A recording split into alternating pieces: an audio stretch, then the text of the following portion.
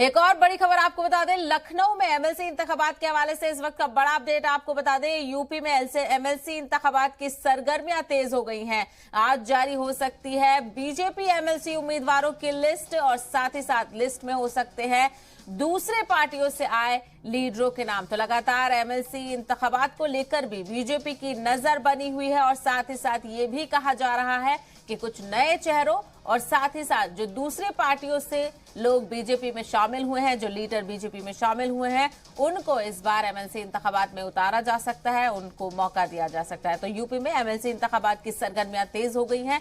तमाम तर पार्टियां एमएलसी इंतखाबात को लेकर सरगर्म नजर आ रही हैं और आज जारी हो सकती है बीजेपी के उम्मीदवारों की लिस्ट। तो लगातार बीजेपी की जानिब से एमएलसी इंतखाबात को लेकर भी मंथन जारी है और लिस्ट में दूसरे पार्टियों से आए लीडरान के नाम शामिल हो सकते हैं।